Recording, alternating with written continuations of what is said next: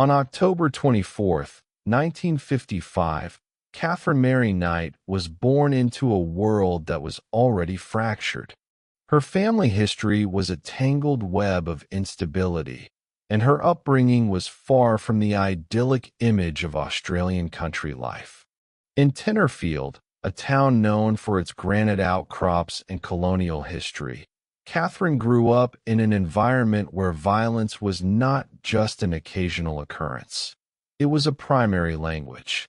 Her mother, Barbara Ruffin, had left her husband and 4 children to be with Katherine's father, Ken Knight. This scandal, significant for the time, meant that Katherine was born into a household defined by tension and social isolation. From her earliest years, Katherine witnessed and experienced physical and emotional trauma. The household was a pressure cooker of volatility. Domestic disputes were frequent and brutal, teaching Katherine from a very young age that love and violence were inextricably linked. This formative period is crucial to understanding her later psychology. She didn't just learn to endure aggression, she learned to wield it as a tool for control. As Katherine moved into her school years, the cracks in her character began to widen. She was not a child who sought solace in traditional hobbies or friendships. Instead, she was described as a bully, someone who used her physical presence to intimidate others. Even in her youth, there was an unsettling intensity in her eyes, a coldness that suggested a lack of empathy for those around her. The town of Tenterfield was small, and everyone knew everyone's business. Yet the depths of the Knight family's dysfunction remained largely behind closed doors, simmering and fermenting into something truly dangerous. By the time she reached her teens, Katherine had abandoned the traditional path of education. She wasn't interested in books or academia. She was drawn to something more primal, more visceral. She found herself fascinated by the local industry that defined much of the region, the meat trade. While other girls her age were dreaming of romance or careers in the city, Katherine was looking at the local abattoir. There was something about the clinical nature of the slaughterhouse, the sharp precision of the knives, and the absolute power over life and death that called to her. In these early years, the foundation for the Butcher of Aberdeen was laid. The abuse she suffered had hardened her, turning a young girl into a person who viewed the world through a lens of dominance and submission. She was a product of her environment, certainly, but there was also a budding internal darkness that went beyond mere circumstance. She was beginning to realize that she possessed a high threshold for gore and a disturbing ability to remain calm in the presence of blood. As the 1970s approached, Katherine Knight was no longer just a troubled girl from a broken home. She was a woman standing on the precipice of a life that would be defined by the very steel she was about to master. The stage was set, and the knives were being sharpened. In the early 1970s, Katherine Knight found her true calling, and it was a place most people would find stomach-turning: the local abattoir. For Katherine, the slaughterhouse wasn't just a place of work, it was a sanctuary of power. She became one of the first women in the region to work on the slaughter line, a male-dominated environment where physical strength and a stomach for gore were the only currencies that mattered. She didn't just fit in, she excelled. Her co-workers watched in a mix of awe and unease as she handled the heavy carcasses with a chilling, effortless grace. She was fast, efficient, and possessed an uncanny mastery over the tools of the trade. The knives became an extension of her own hands. To Katherine, a blade wasn't just a utility, it was a sacred object. She spent hours meticulously sharpening her set, ensuring each one could slice through muscle and bone with the slightest pressure. She was known to carry her knife, roll everywhere, even when she wasn't on the clock.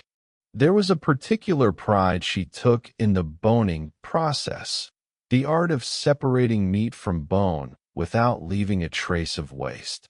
This clinical detachment from death and the systematic dismantling of once living creatures became the defining characteristic of her adult identity. Her professional life at the abattoir provided a socially acceptable outlet for the aggression that had been brewing since her childhood. On the kill floor, she could be as cold and forceful as she desired. However, this mastery of the blade began to seep into her personal life in terrifying ways. She didn't leave her work at the gate. Friends and acquaintances began to notice a disturbing trend. Catherine's mood swings were as sharp and unpredictable as the steel she carried. She would transition from a jovial, beer-drinking companion to a silent, staring figure of menace in a heartbeat. The power she felt over the animals she slaughtered began to manifest as a desire for total control over the people in her orbit. She started to view her relationships through the same lens as her work, as something to be managed, manipulated, and, if necessary, cut down. Her co-workers recalled how she would sometimes stare at them with a flat, unblinking gaze that felt like she was mentally sizing them up for the line. It was during this period that the line between the professional butcher and the private woman began to blur into a singular, dangerous persona. As she moved into her early 20s, Katherine Knight had become a formidable figure in the town. She was physically strong, emotionally impenetrable, and armed with a set of skills that allowed her to reduce a living being to its component parts in minutes. The abattoir had given her a sense of purpose, but it had also dehumanized her. She had spent so much time surrounded by the machinery of death that the sanctity of life had become a foreign concept to her. She was no longer just a girl from Tenterfield. She was the queen of the abattoir, a woman who knew exactly how much pressure it took to break a joint and exactly where to slide a knife to make the cleanest cut. The transition from livestock to humans was a boundary she hadn't crossed yet, but the tools and the temperament were already in place. She was a predator in wait, walking among the townspeople with her sharpened knives tucked neatly in her bag, waiting for the right moment to use them. Catherine's mastery of the blade at work was a terrifying omen for her personal life. To those outside her inner circle, she was a hard-working, tough-as-nails meat worker, but to the men who made the mistake of loving her, she was a recurring nightmare. Her first marriage to David Kellett in 1974 set the gruesome template for what was to come. Katherine didn't just argue, she erupted. On their very wedding night, she reportedly tried to strangle him. The relationship was a chaotic cycle of extreme violence and fleeting reconciliation. During one particularly heated dispute, she picked up a heavy frying pan and bashed him over the head with it. On another occasion, she grabbed a set of her abattoir knives and chased him through the streets, her eyes wild with a predatory rage that David had come to realize was her true nature. When that marriage inevitably collapsed, Katherine didn't reflect. She simply found a new target. David Saunders was the next man to enter her orbit. Initially, things seemed stable, but the veneer of normalcy was thin. Catherine's jealousy was pathological and all-consuming. She couldn't stand the idea of her partner having a life outside of her control. When Saunders tried to leave her or showed signs of independence, Catherine's response was swift and blood-curdling. In a fit of rage, she took his young dingo pup, a creature he was deeply fond of, and slit its throat right in front of him just to show him what she was capable of doing to something he loved. It wasn't just an act of cruelty. It was a psychological branding. She wanted him to know that she owned the power of life and death in that house. Eventually, she stabbed Saunders in the stomach with a pair of scissors, a precursor to the blade work that would later define her crimes. The trail of destruction continued with John Chard. Catherine's reputation for violence was beginning to precede her, yet she possessed a strange, magnetic intensity that continued to draw men in. With Chard, the pattern repeated with escalating intensity. After a dispute, Katherine took all of his belongings and stacked them in the yard, setting them ablaze in a ritualistic purging of his identity. When he eventually tried to end the relationship, she didn't just let him go. She waited for him to return home and then held him at knife point for hours, lecturing him on his failures while the cold steel of her favorite boning knife pressed against his throat. These weren't just toxic relationships. They were crime scenes in the making. Every man who escaped Katherine Knight left with physical and psychological scars. They spoke of a woman who seemed to transform when she was angry. Her voice would drop an octave. Her movements became calculated and precise, and the empathy required to function as a human being simply vanished. She was treating her lovers like the carcasses on the slaughterhouse floor, objects to be manipulated, moved, and broken down. By the time she met John Price in the mid-1990s, Katherine Knight had a decades-long history of domestic terrorism. The authorities had been called numerous times, and the warnings were written in blood on the walls of her previous homes. Yet, somehow, the system failed to see the trajectory she was on. She was a ticking time bomb with a professional-grade knife kit, and John Price was about to become the final casualty of her lifelong war against the men in her life. In the mid-1990s, in the quiet town of Aberdeen, John Price, known to everyone as Pricey, was a man who seemed to have found his footing. He was a well-liked, easygoing local who worked at the regional mining equipment yard.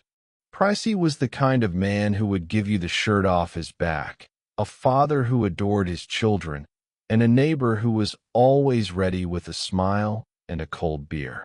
But in 1994, his life took a sharp, irreversible turn when he crossed paths with Katherine Knight.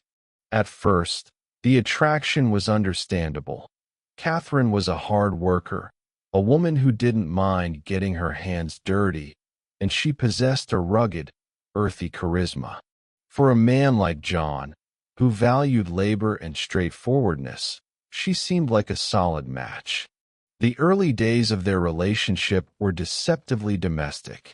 Katherine moved into John's home on St. Andrew's Street, and for a brief window of time, they appeared to be just another couple navigating life in a small town. But the honeymoon phase didn't just end, it shattered. The abattoir Katherine began to bleed into the home. The first red flags weren't just arguments.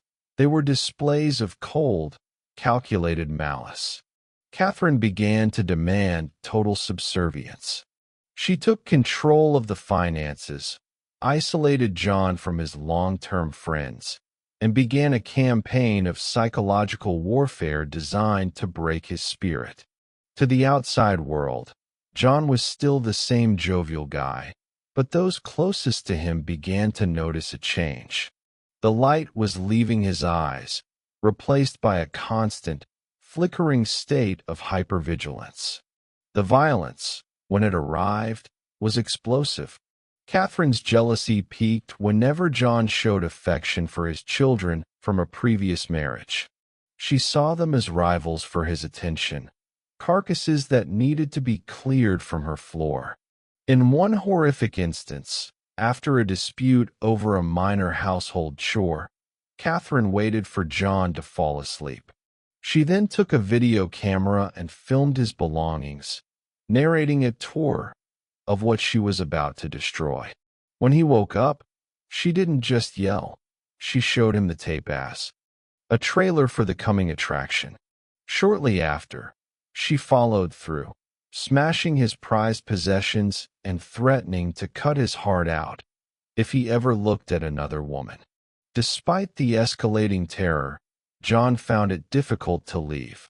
Like many victims of domestic abuse, he was caught in a cycle of hoovering, where Katherine would follow an act of extreme violence with a period of intense affection and apologies. She would play on his kindness, promising to change, only to sharpen her knives the moment his back was turned. But by 1998, the mask was slipping permanently. The town of Aberdeen began to hear rumors of the madness inside the house on St. Andrew's Street. Neighbors reported hearing Katherine's voice booming through the walls at 3 a.m., not screaming in a panic, but delivering low, rhythmic, terrifying tirades that sounded like a butcher counting cuts.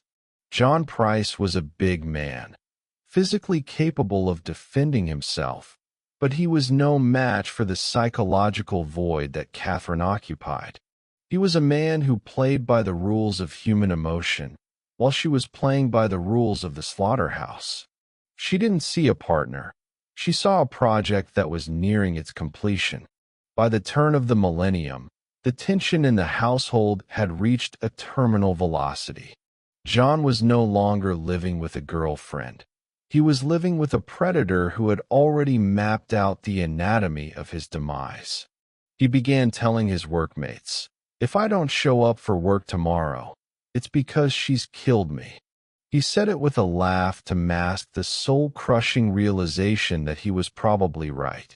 The trap was set, and the woman who had spent a lifetime perfecting the art of the kill was finally ready to move her work from the abattoir to the bedroom. By early 2000, the domestic situation on St. Andrew's Street had shifted from volatile to lethal. John Price, a man once known for his easy laughter, was now living in a state of perpetual terror. He had finally reached his breaking point. The catalyst was an incident that proved Katherine wasn't just angry, she was predatory. After a series of violent outbursts, John did something he had never dared to do before. He kicked her out of the house. For a woman like Katherine Knight, who viewed her partners as property to be handled like livestock, this was an act of ultimate defiance that she could not allow to go unpunished. In February 2000, John took the definitive step of seeking a restraining order. He went to the local authorities and detailed the years of abuse, the threats with knives, and the crushing psychological weight of her presence. He told his friends and co-workers that he was finally finished with the butcher, but Katherine didn't take the news with silence. She viewed the legal system not as a deterrent, but as a challenge. She began a campaign of harassment that bordered on the supernatural. She would appear in the shadows of his yard at night, her eyes reflecting the streetlights as she watched him through the windows. She stole his medical supplies and legal documents, systematically stripping away his sense of security. John's fear was so profound that it became the primary topic of conversation at his workplace. He told his boss and his mates at the mining yard that Katherine had threatened to kill him and make it look like an accident, or, more chillingly, that she would do him like a beast. He was so certain of his impending fate that he made a haunting request to his colleagues. "If I'm not here tomorrow, look for my body. She's finally going to do it." On February 29th, the leap year day, the tension reached its apex. John had managed to get an apprehended violence order, AVO, served against her, legally barring her from the premises. He thought the law might be the shield he needed. He spent the day working, then went to the pub for a few drinks with friends, feeling a momentary sense of relief. He went home, locked his doors, and prepared for a night of peace. What John didn't know was that Katherine Knight did not care about pieces of paper from a courthouse. To her, the AVO was just another carcass in the way of her goal. She spent that evening lurking in the periphery of his life. Watching the lights go out in the house she still considered hers. She had her knife kit. She had her professional training. And most importantly, she had the cold, unwavering patience of a slaughterhouse worker waiting for the stun gun. She knew the layout of the house better than anyone, and she knew exactly how to bypass the locks. As John drifted into a heavy sleep, fueled by the exhaustion of months of trauma and a few drinks from the pub, Katherine was moving. She wasn't screaming or venting rage. She was operating with clinical precision. She entered the house through a back door, her movements silent, her breathing steady. She wasn't just a scorned lover entering a bedroom. She was a butcher entering the kill floor. The restraining order sat on the kitchen counter, a useless scrap of paper in the face of a woman who had spent 30 years learning exactly how to take a life apart. The final hours of John Price's life were ticking away in the silence of the Aberdeen night, and the woman at the foot of his bed was already visualizing the first cut. The date was February 29th, 2000, a leap year day that felt, for John Price, like the first day of a new life. Earlier that day, he had taken the final, courageous step of having a restraining order served against Katherine. He was done being the victim. He was done looking over his shoulder. At his workplace, the BHP coal loaders, John was in high spirits. He told his mates that the madness was finally behind him. He spent the afternoon working hard, the physical labor a welcome distraction from the psychological warfare he had endured for years. As the sun began to dip below the horizon, casting long, orange shadows over the small town of Aberdeen, John headed to the local pub. He had a few beers, shared a few laughs, and for a brief moment, the shadow of Katherine Knight seemed to have vanished.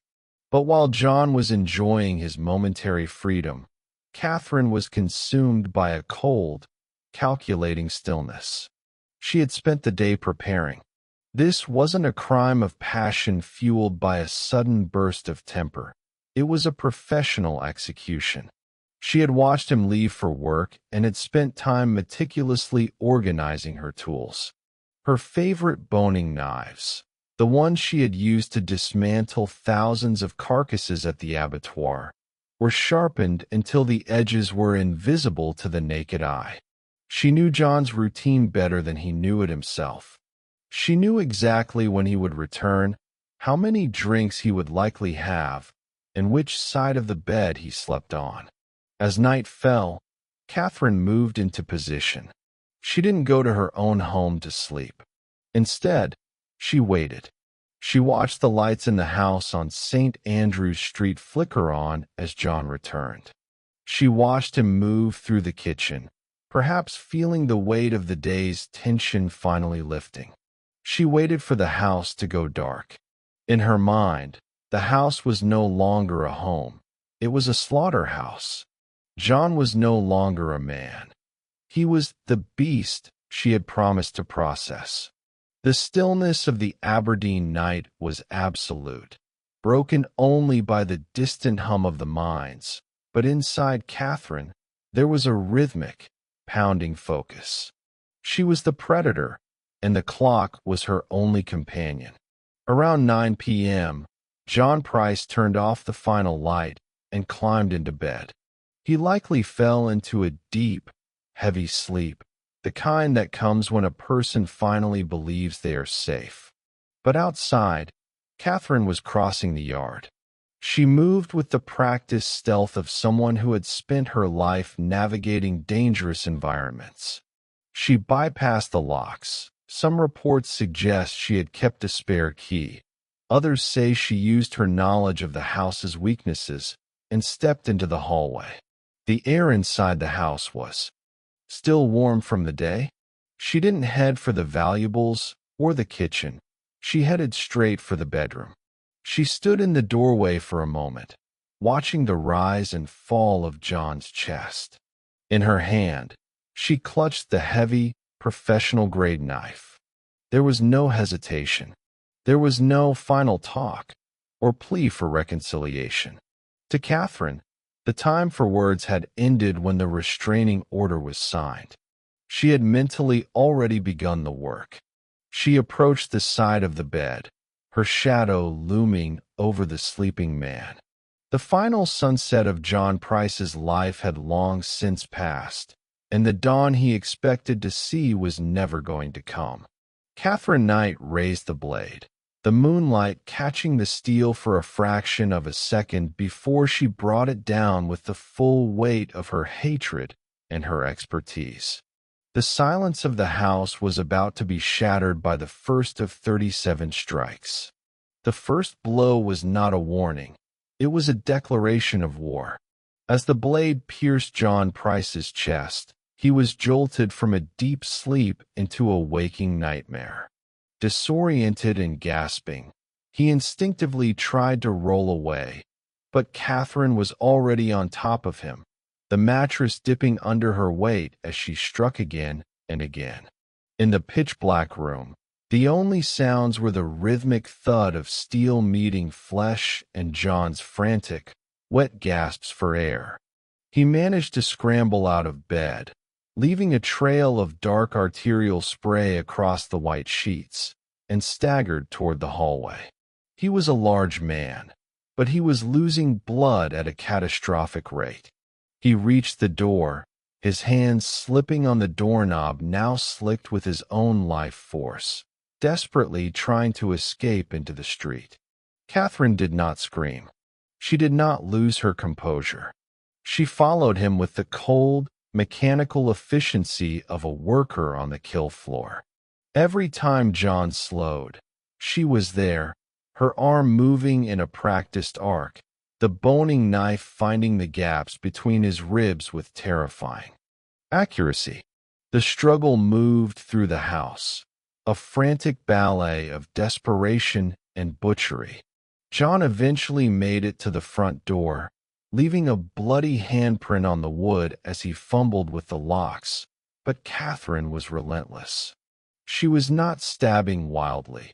She was targeting vital areas, her abattoir training ensuring that while the wounds were numerous, they were designed to incapacitate him slowly, prolonging the agony of the beast. By the time John Price collapsed in the hallway, he had been stabbed 37 times.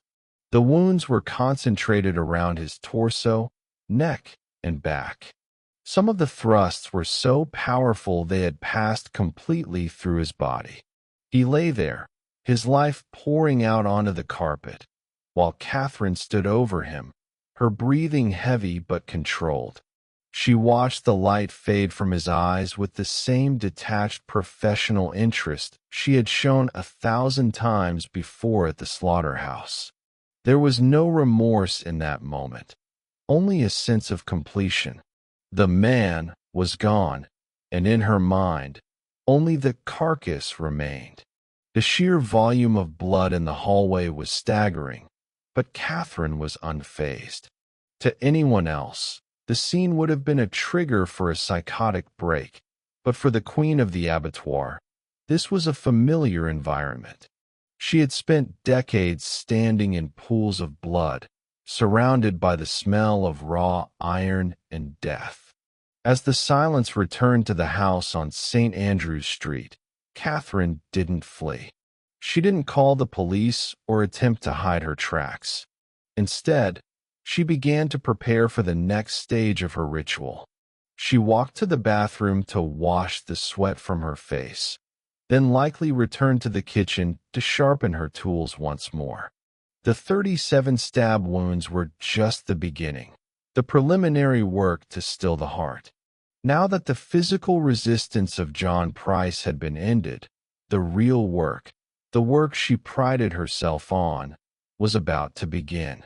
She looked down at the man who had dared to serve her a restraining order and saw only a project. She reached for her knife roll, selected the heaviest blade, and prepared to transform the hallway of a suburban home into the most gruesome slaughterhouse Australia had ever seen. The night was still young, and Katherine Knight had a long list of processing left to do. What happened next in the hallway of that quiet suburban home transcends the boundaries of typical criminal violence. It was a descent into a clinical, rhythmic madness. With John Price now still, Katherine Knight transitioned from an enraged killer back into the professional meat worker. She didn't see the man she had lived with for years. She saw a carcass that needed to be dressed.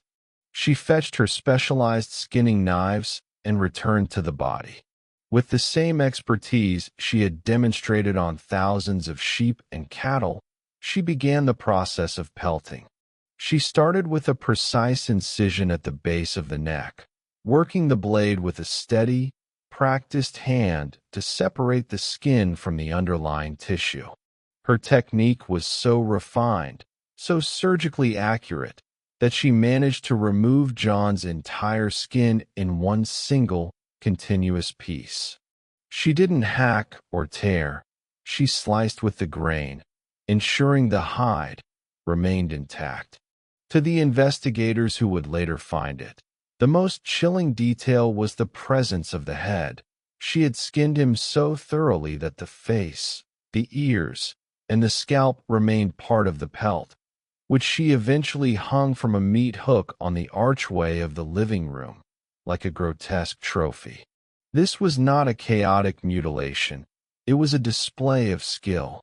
She proceeded to decapitate him, using her knowledge of joint anatomy to sever the head from the spinal column with minimal effort.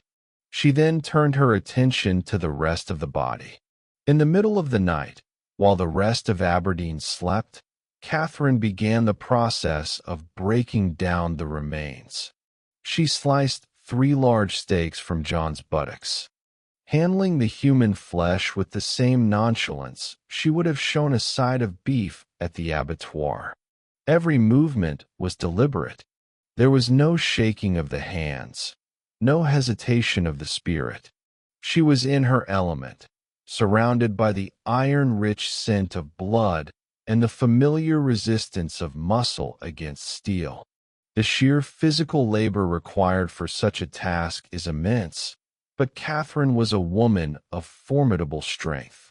She moved back and forth between the hallway and the kitchen, carrying the various cuts she had harvested. She wasn't hiding the evidence. She was preparing a display.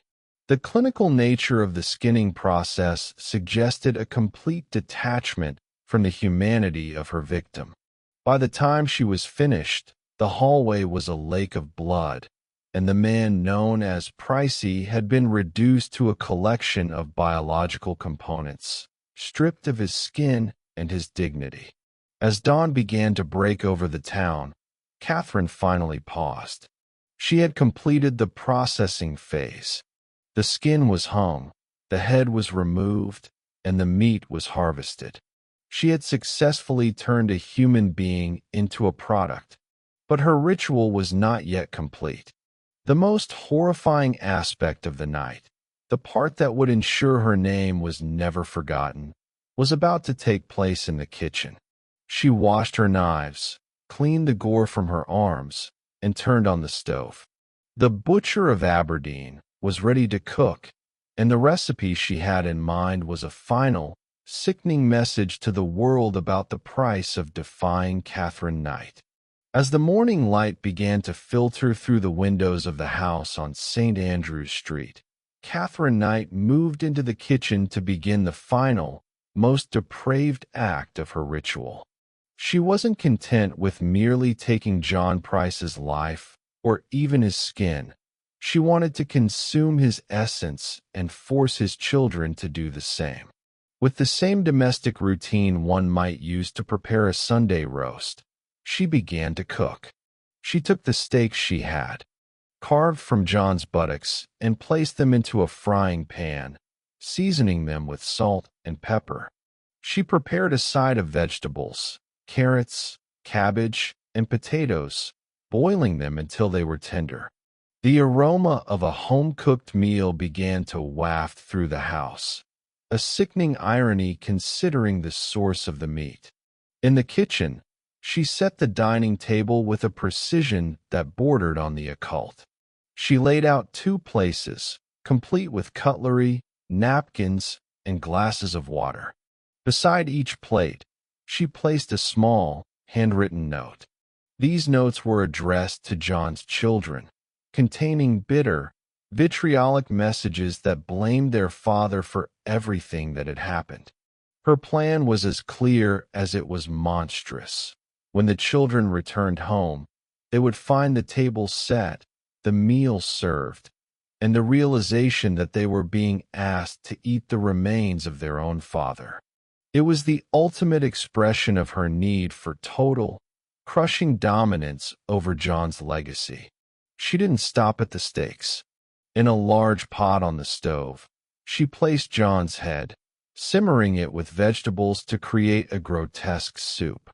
This wasn't a crime of madness in the sense of a loss of function. It was a highly organized, ritualistic display of spite. Katherine then retired to the bedroom.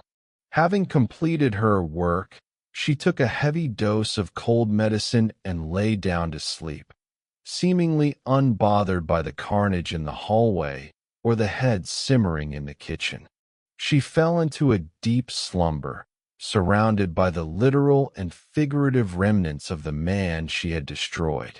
The horror was discovered only because John Price, a man of impeccable habits, failed to show up for his shift at the coal loader. His co-workers, remembering his haunting warnings from the day before, immediately called the police. When the officers arrived at the house, they found the front door locked. Peering through the window, they saw what looked like a mannequin hanging in the hallway. It took a moment of soul-chilling realization to understand they were looking at the hollowed-out skin of John Price. When they finally breached the door, the sight was so overwhelming that veteran officers were forced to retreat, overcome by the smell and the visual atrocity of the scene. They found Katherine asleep in the bedroom, the house still warm from the heat of the stove. In the kitchen, the plates were still waiting. The meat was still in the pans. The notes were positioned perfectly, ready to deliver their final psychological blow. The police found the head in the pot, a sight that would haunt their dreams for decades. Katherine Knight had turned a quiet family home into a museum of horrors, a place where the boundaries of human cruelty had been pushed beyond anything the Australian legal system had ever encountered. The dinner tables were set, but the guests would never arrive. Instead, the world was about to wake up to the news of a crime so visceral that it would forever change the landscape of Australian criminal history. The arrest of Katherine Knight was as eerie as the crime itself. When the police finally roused her from her medicinal slumber, she was incoherent and groggy, but she showed no signs of the frantic panic one would expect from a woman surrounded by a charnel house.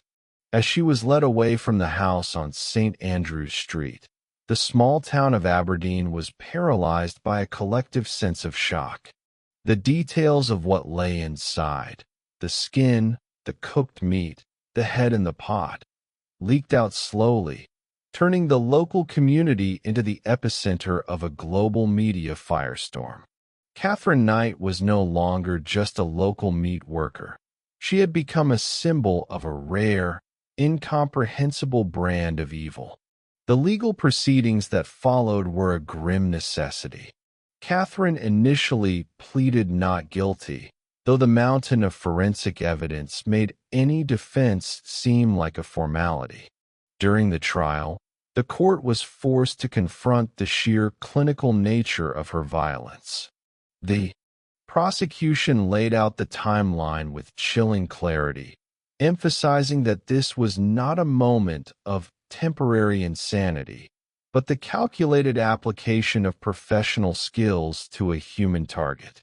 The defense attempted to point toward her history of childhood trauma and a possible borderline personality disorder, but the judge, Justice Barry O'Keefe, was not moved to leniency. He noted that Katherine had shown no genuine remorse, only a cold indifference to the suffering she had caused. On November 8, 2001, Justice O'Keefe handed down a sentence that would make legal history. He described the murder of John Price as a grotesque and abominable act that defied human understanding.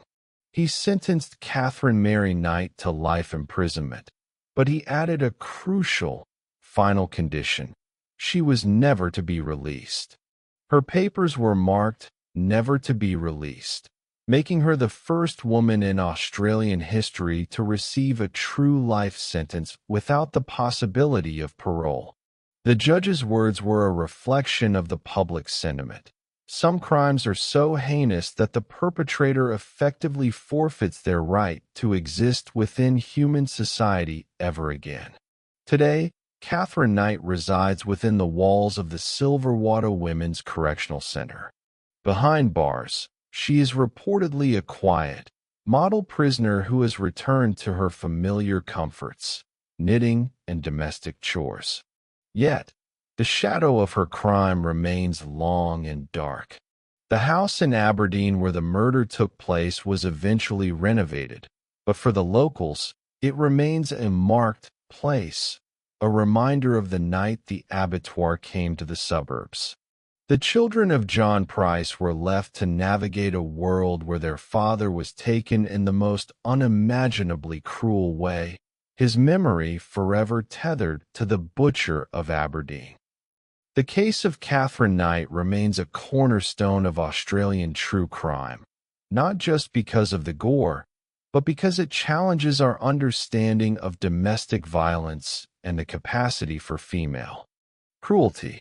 She was a woman who mastered the tools of death and, in a final act of ultimate control, tried to turn the most sacred of human rituals, a family meal, into an act of cannibalistic desecration.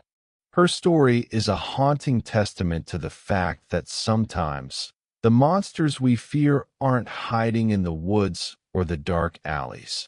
Sometimes they are sharpening their knives in the kitchen, waiting for the lights to go out.